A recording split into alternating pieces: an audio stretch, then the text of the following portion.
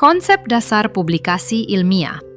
Publikasi ilmiah berkembang karena para ilmuwan di seluruh dunia menyadari bahwa kemajuan ilmu pengetahuan hanya dapat dicapai jika hasil penelitian dapat diakses, diverifikasi, dan dikembangkan oleh pihak lain. Jika para peneliti enggan membagikan hasil penelitiannya, perkembangan ilmu pengetahuan akan terhambat.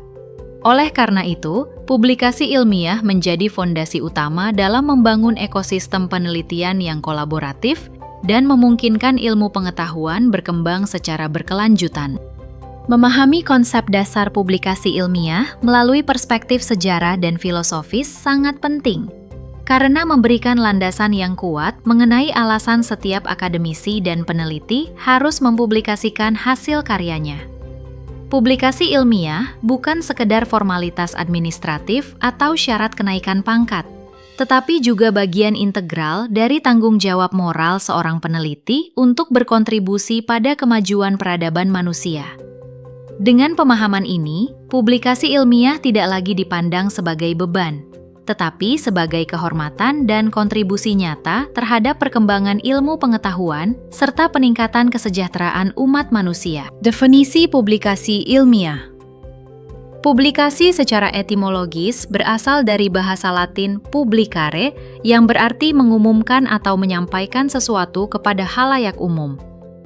Dalam konteks keilmuan, publikasi ilmiah dapat dimaknai sebagai proses penyampaian hasil pemikiran, kajian, atau temuan penelitian yang disusun secara sistematis dan disebarluaskan melalui media tertentu agar dapat dibaca, dinilai, dan dimanfaatkan oleh masyarakat ilmiah maupun masyarakat umum.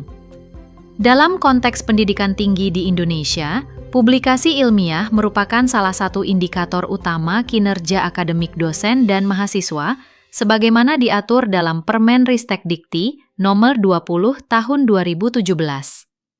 Publikasi tidak hanya berfungsi sebagai sarana dokumentasi ilmiah, tetapi juga sebagai bentuk pertanggungjawaban dan kontribusi terhadap pengembangan ilmu pengetahuan dan pemecahan masalah di masyarakat.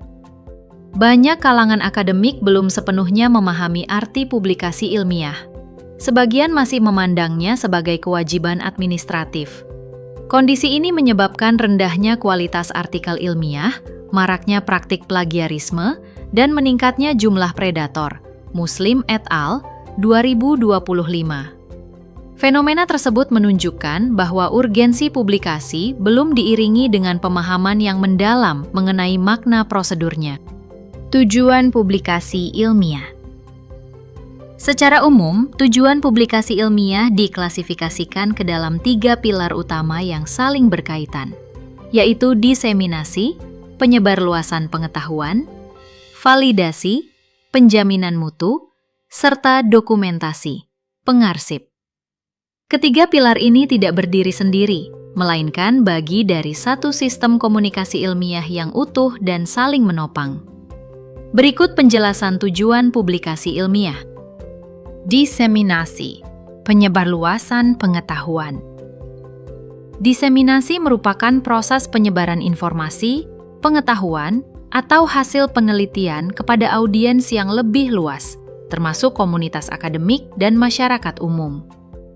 Dalam konteks akademik, diseminasi terhadap hasil penelitian umumnya dilakukan melalui publikasi ilmiah dan bertujuan untuk memastikan bahwa temuan penelitian dapat dimanfaatkan secara optimal oleh para pemangku kepentingan. B. Validasi, penjaminan mutu atau peer review. Trached. Sebelum sebuah artikel diterima untuk dipublikasikan, naskah akan ditelaah oleh pakar sejawat, peer review, untuk memastikan metodologi yang digunakan akurat, temuan didukung oleh data yang memadai, dan kesimpulan relevan dengan bidang kajian. Proses memberikan legitimasi ilmiah dan meningkatkan kepercayaan terhadap temuan yang dipublikasikan. Erotika berperan dalam memvalidasi penelitian, menetapkan metode penilaiannya, serta memperluas peluang jejaring antar peneliti. Hal ini ditegaskan oleh Elsevier. Melalui proses ini, penulis memperoleh penilaian atas kelayakan naskah dan kesempatan untuk terhubung dengan pakar lain di bidang terkait yang dapat membuka peluang kolaborasi di masa mendatang. Dokumentasi. Pengarsipan. Asan berharga beresiko hilang seiring waktu. Publikasi berperan dalam mewariskan warisan intelektual kepada generasi mendatang, serta menjaga memori kolektif keilmuan tetap lestari. Oleh karena itu, dokumentasi tidak hanya merupakan aktivitas administratif, melainkan juga tanggung jawab kolektif komunitas ilmiah untuk memastikan keberlanjutan pengetahuan lintas generasi. Rosendahl dan Gurtz, fungsi ini dikenal sebagai archiving, yaitu pelestarian rekam ilmiah melalui penyimpanan permanen dan identifikasi persisten seperti penggunaan Digital Object Identifier (DOI). Sistem identifikasi persisten seperti DOI memastikan karya ilmiah tetap dapat ditemukan dan diakses meskipun alamat situs web asli telah berubah atau tidak lagi aktif. Bentuk dokumentasi dalam ekosistem publikasi. Repositori institusi, institutional repository, menyimpan dan menyediakan akses terhadap karya digital komunitas akademik, serta umumnya dikelola langsung oleh perguruan tinggi atau lembaga penelitian tempat peneliti bernaung. Basis data pengindeks seperti Scopus, Web of Science, dan Sinta memetakan serta merekam jejak publikasi peneliti, dan juga berfungsi sebagai acuan dalam penilaian kinerja akademik maupun akreditasi institusi.